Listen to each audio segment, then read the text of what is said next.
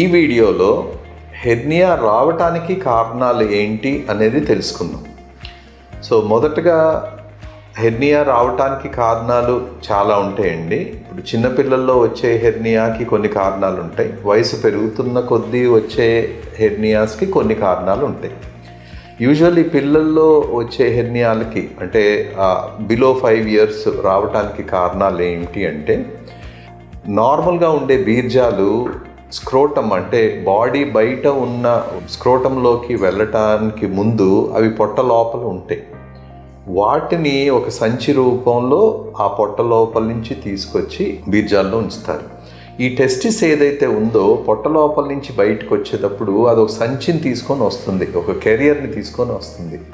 అది ఒక్కొక్కసారి కంప్లీట్గా మూసుకొని పోదు.